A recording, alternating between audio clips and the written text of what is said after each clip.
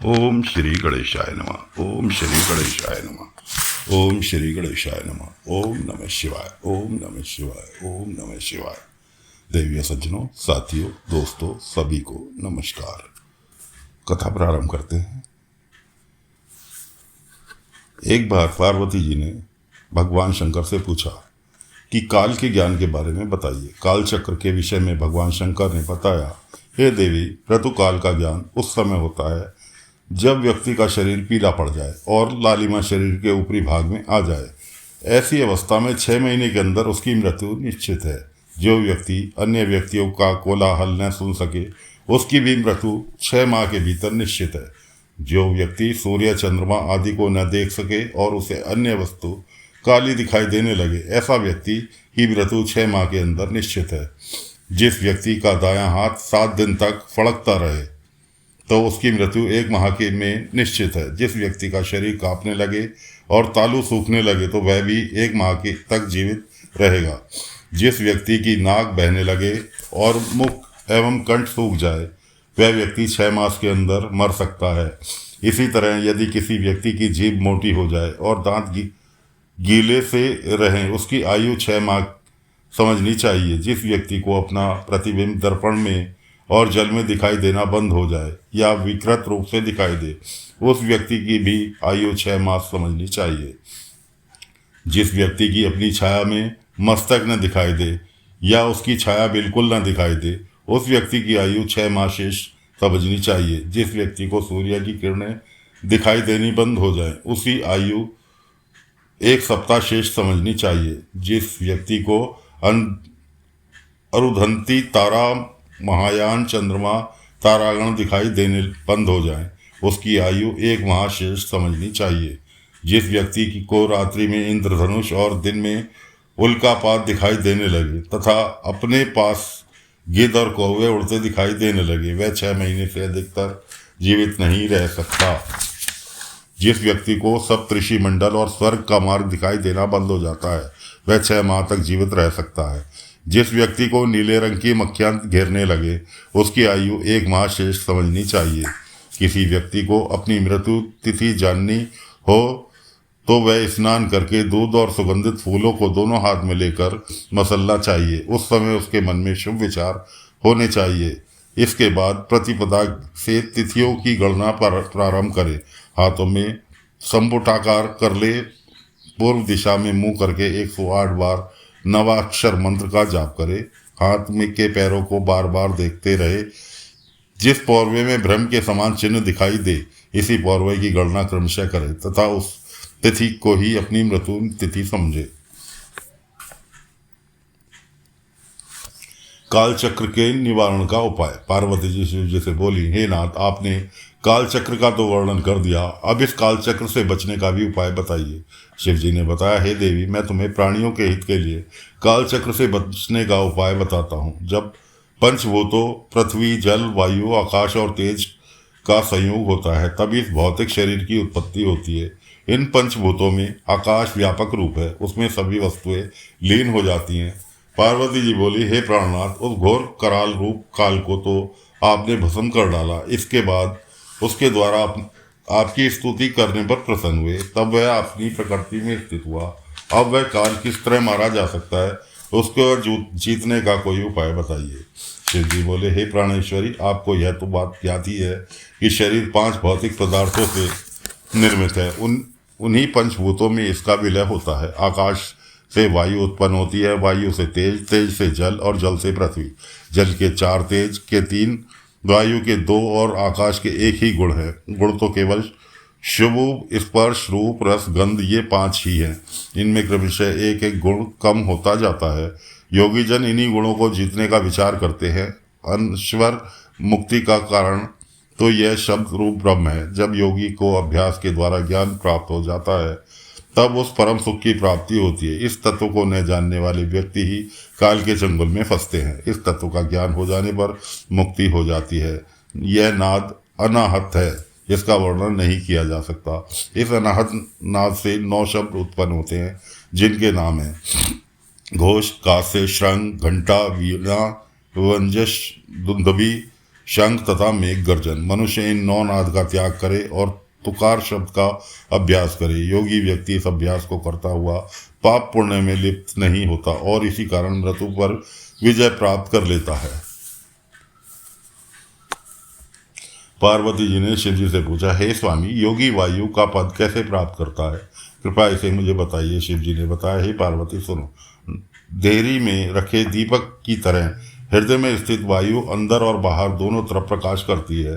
ज्ञान, विज्ञान, उत्साह आदि सभी वायु द्वारा प्रवृत्त होता है करते हैं। इसके लिए जिसने वायु पर विजय प्राप्त कर ली उसने समस्त संसार पर विजय प्राप्त कर ली। योगी जन वायु को पेट में भरने का अभ्यास करते हैं। इसी अभ्यास के परिपक्व हो जाने पर उन योगियों के हजारों नेत्र और हजारों हाथ पैर हो जाते हैं। प्राणायाम वह होता है जिसमें सिर और वाहतियों के साथ गायत्री मंत्र जपते हुए प्राणवायु का निरोध हो जाए। हे कल्याणी, अब तुम तेज को सिद्ध करने की बात सुनो। योगी को ऐसे एकांत में शयन करना चाहिए जहाँ सूर्य चंद्रमा का प्रकाश रहता हो। वहाँ आसन पर बैठकर निरालस्य होकर दोनों भौं के मध्य स्थित अग्नि तेज को देखे। इसके बाद हाथ की उंगलियों के द्वारा 1 घंटे तक नेत्र बंद रखे। इस प्रकार धीरे धीरे अभ्यास करने से उसकी ईश्वरीय ज्योति दिखाई देगी। तब योगी परम सिद्ध हो जाता है। इस प्रकार योगी को तुर्यावस्था प्राप्त हो जाने पर वे भव बंधन से मुक्त हो जाते हैं। योगी व्यक्ति शरीर को ऊंचा करके अंजलि बांध ले। इसके बाद बंचू जैसा मुख करके उसमें धीरे धीरे वायु का प्रवेश करे तो एक ही क्षण में जीवनदायक जल तालु से टपकने लगता है। उसे पान करके योगी दिव्य शरीर वाला बन जाता है और भोग प्यास से रहित वह मृत्यु पर विजय प्राप्त कर लेता है। भगवान शंकर पार्वती जी से बोले, हे देवी, जो व्यक्ति सूर्य या चंद्रमा की ओर पीठ करके अपनी छाया देखता है और श्वेत कपड़े धारण कर दीप धूप आदि से सुवासित होकर छाया को देखता है, उसे ब्रह्म की प्राप्ति हो जाती है। छाया को देखते समय ओम नमः भगवते रुद्राय मंत्र का जाप करता है, वह ब्रह्म हत्या के पास से भी छूट जाता है। यदि उसे छाया बिना मस्तक दिखे तो वह 6 महीने के अंदर उसकी मृत्यु हो जाएगी। यदि उसका शुक्ल वर्ण हो तो धर्म और वृद्धि होगी, रक्त वर्ण हो तो बंधन और पीला वर्ण हो तो शत्रु समझे।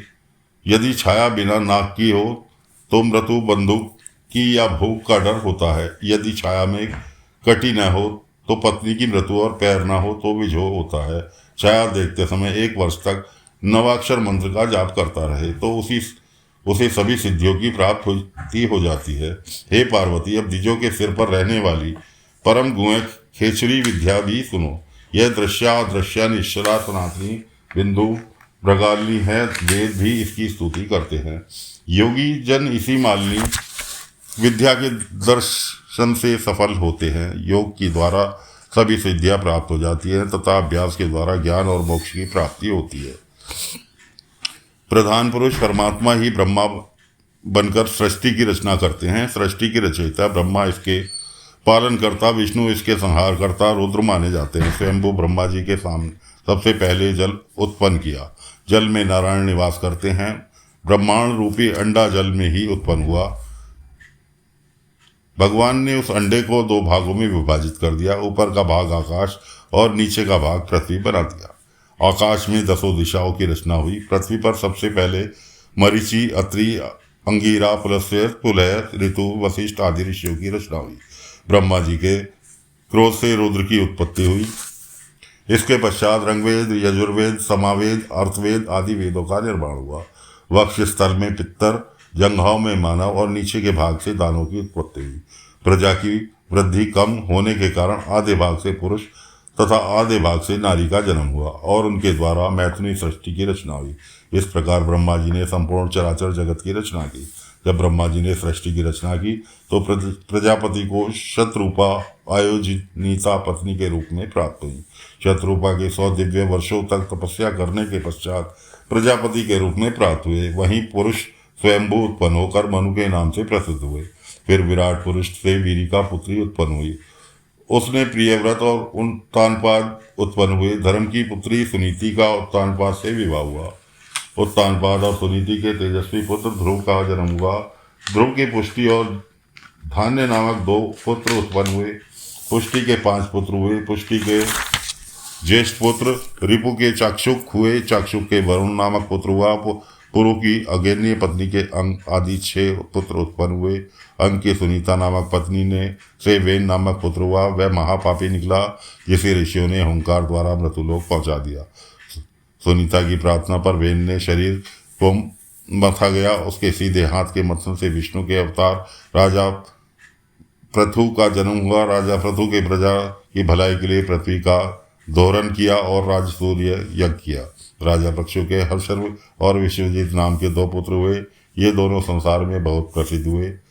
शंखनी के महर्षि को उत्पन्न किया। महिरी ने कुरुक्ष की पुत्री से वर्णी से विवाह किया। उससे दक्ष की प्रजापति उत्पन्न हुए। राजा दक्ष के चर, अचर तथा 4 पैर वाले जंतु उत्पन्न किए। राजा दक्ष ने वर्णी कन्या से विवाह करके मैथिनी सृष्टि रची। उसके हर्षव नामक 10,000 पुत्र उत्पन्न हुए। ये सभी नारद जी के उपदेश सुनकर वैरागी बन गए। यह देखकर दक्ष ने फिर शवलव्य नामक 10,000 पुत्र उत्पन्न किए, परंतु नारद जी के उपदेश को सुनकर वे भी सब वैरागी बन गए। यह देखकर प्रजापति दक्ष को बड़ा क्रोध आया और उन्होंने नारद को श्राप दे डाला कि हे कलह प्रिय नारद, तुम कभी पृथ्वी पर कहीं भी स्थिर होकर नहीं रह सकोगे। इसके पश्चात प्रजापति दक्ष ने 1,000 पुत्रियों को जन्म दिया। इसमें से 10 पुत्रियों का धर्म से विवाह कर दिया। 13 पुत्रियों का विवाह कश्यप के साथ, 2 का अंगिरा के साथ, 2 का कृष्णाश्व के साथ तथा शेष पुत्रियों का विवाह चंद्रमा के साथ कर दिया, जो नक्षत्र के नाम से प्रसिद्ध हुई। इसके देव दानव आदि बहुत सी संतानें उत्पन्न हुई। धर्म की 10 पुत्रियों के नाम अरुंधि, वसु, यमी, लंबा, भानु, मारुति, संकल्पा, मुहूर्ता, संध्या और विश्वा था। इनकी सभी संतानों के नाम इस प्रकार थे। विश्वा के विश्व देवा हुए, संध्या के साथ मुहूर्त के मुहूर्तज, संकल्पा के संकल्प, मारुति के मारुतवान, भानु के 12 भानु, लंबा के घोष, यमी के नाम, वसु के अष्टवसु और अरुंधति के पृथ्वी उत्पन्न हुई। वसु की अम्र, ध्रुव, सोम, धर, अनिल, अनल, प्रतिष्ठा, प्रभाव नामक 8 पुत्र हुए, जो वसु के नाम से प्रसिद्ध हुए। ध्रुव का संसार में प्रसिद्ध काल नामक पुत्र उत्पन्न हुआ। सोम से वर्षा नामक भगवान हुए। धर के पुत्र द्रवणी और द्रव्य हुए। मनोहरा से रमण, शिशिर, प्राण आदि हुए। शिव पत्नी से अनिल का पुत्र प्रयोजन हुआ। अनल ने 2 पुत्र हुए। अग्नि पुत्र कुमार, स्वामी, कार्तिक उत्पन्न हुए। उसके शासक विशाख और तैंग में नाम के 3 पुत्र हुए। वासु, प्रभाव, विश्वकर्मा की उत्पत्ति हुई। विश्वकर्मा के एक महान शिल्पकार थे।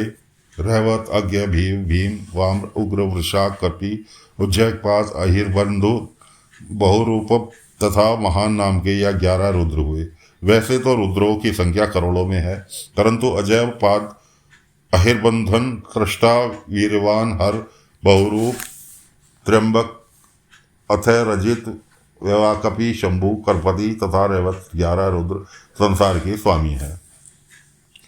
अब आगे सुनाते हैं कश्यप जी के वंश का वर्णन। कश्यप जी की अदिति, दिति, सुरसा, अरिष्टा, इला, धनु, सुरभि, विंता, त्रमा, कुरुद्वशा, कुर्दु, ब्रुणिजी आदि पत्नियां थी। प्रथम मनवंतर में त्रिष्टा नामक 12 देवता हुए। ये सब कश्यप द्वारा अदिति के उत्पन्न हुए थे। अदिति के इन संतानों के नाम इस प्रकार थे: इंद्र, विष्णु, अर्म्या, ध्याता, त्रिष्टा, पुष्पा, वेविस्तान, सविता, मित्रा, वरुण, अरा। सोमवंश की उत्पत्ति। सोम की 27 पत्नियां थी। उनकी अदिति संतानें हुई। अरिष्टनेमि के 16 पुत्र व 1 पुत्री हुई। सुधा के पितर हुए। सती के अंगिरा उत्पन्न हुए। ये सब सहस्त्र युग के अनंत में उत्पन्न हुए। ये दीति, हिरण्यकश्यप और हिरण्याक्ष नामक 2 पुत्र उत्पन्न हुए, जो बड़े वीर थे। विप्र, चित्र की सिंह का नाम कन्या उत्पन्न हुई। हिरण्यकश्यप के अनुहलाद, अहलाद, सहलाद तथा प्रहलाद 4 पुत्र उत्पन्न हुए। कुकरी, शुकुनी, महानादा, विक्रांत और काल नामक पुत्र महापंडित, महाबलशाली ये सब दीति की संतानें थी। धनु के 100 पुत्र हुए, जो महाप्रकर्मी थे। स्वयंभू के यहाँ प्रभा नाम की एक कन्या भी हुई। पुलोमा की शची, विप्रा, उत्पादवी, हर्षिरा, शर्मिष्ठा कन्याएं उत्पन्न हुई। वैश्वानर के यहाँ पुलोमक तथा पुलोमा नाम की 2 कन्याएं उत्पन्न हुई। ये मरीचि ऋषि की पत्नियां थी। इनसे 60,000 दानव उत्पन्न हुए। विप्रचित के भी अनेक पुत्र हुए। विनीता के गरुड़ तथा अरुण नाम के 2 पुत्र हुए। गरुड़ पक्षियों में श्रेष्ठ गिने जाते हैं। सुरक्षा के अनेक तेजस्वी सर्प हुए। इन हजारों सर्पों में वासुकी, तक्षक, ऐरावत, महापद्म, कंबल और वतरु प्रधान प्रधान राजा हुए। ये सब आकाश में उड़ते रहते थे। एला के पद्म, कर्किट के धनंजय, महानील, महाकर्ण, धृतराष्ट्र, बलाहक, गौहर, पुष्पदंत, दुर्मुख, सुमुख, बहतर, खरे, रामा, पाणी आदि इत्यादि पुत्र हुए। क्रोधावशा के मरुतर हुए, जिनकी लंबी लंबी दाढ़ें थीं। अंडे के उत्पन्न होने वाले जीव, जंतु, पक्षी आदि उत्पन्न हुए। वाराही से पशुओं का जन्म हुआ। अनसुईया के बलवान 50 पुत्रों का जन्म हुआ। सुरभि के शशा तथा भैंसा हुए। ईला से बैल तथा वृक्षों का जन्म हुआ। शशा से यम, राक्षस, अप्सरा, मुनिगण उत्पन्न हुए। अरिष्टा से पुरुष तथा सर्प उत्पन्न हुए। ये सभी कश्यप मुनि की पत्नियों की संतानें थीं। सूत जी ने कहा, हे ऋषियों, अब व्यवस्थित मनवंतर सृष्टि का वर्णन सुनो। यह हवन करने वाली सृष्टि हुई। इस सृष्टि में सबसे पहले 7 मुनि हुए। उन्हें ब्रह्मा जी ने अपना पुत्र माना। सभी दिति के कश्यप के सिवा सर्वपुष्टा उसकी स्तुति करके इंद्र की मांग की। कश्यप जी ने इसे पुत्र होने का वरदान दिया। कश्यप जी दिति को ऋतुदान देकर कहीं चले गए। इंद्र को यह बात किसी प्रकार से पता चल गई। वह दिति के व्रत भंग करने का अवसर तलाशने लगा। 1 वर्ष के अंदर इंद्र को एक दिन यह अवसर प्राप्त हुआ। उस दिन दिति झूठे मुंह बिना हाथ पैर धोए सो गई। इंद्र का यह सुअवसर जानकर दिति के गर्भ में प्रवेश कर गए। इंद्र के गर्भ से घुसकर अपने वज्र से गर्भ के 7 टुकड़े कर डाले, परंतु भगवान श्री हरि की कृपा से वे 7 टुकड़े भी जीवित रहे। 7 रो रोकर इंद्र से प्रार्थना करने लगी कि आप हमें क्यों मारते हो, हम तो आपके भाई हैं। इंद्र ने उन्हें छोड़ दिया। वे 7 के 49 मृत्युगण बन गए। ब्रह्मा जी ने वेन के पुत्र पृथ्वी को आधा राज्य प्रदान कर दिया। सोम को ब्राह्मण, वृक्ष, नक्षत्र और भूतों का राजा बना दिया। वरुण को जल का राजा बनाया। विष्णु को आदित्यों का राजा बनाया। पावक को वसुओं का, दक्ष को प्रजापति का, इंद्र को मरुत गणों का, प्रहलाद को दैत्यों का और वस्त यम को पितरों का राजा बनाया। भगवान शंकर को भूत, व्रत, मंत्र, गौ, यक्ष, राक्षस, भूत प्रेत, पिशाचों का राजा बनवाया। हिमालय पर्वत को समुद्र और नदियों का राजा बनाया। ब्रह्मा जी ने इन सबको राजा बनाकर इनका अभिषेक किया। तो साथियों, कथा को फिलहाल विराम देते हैं।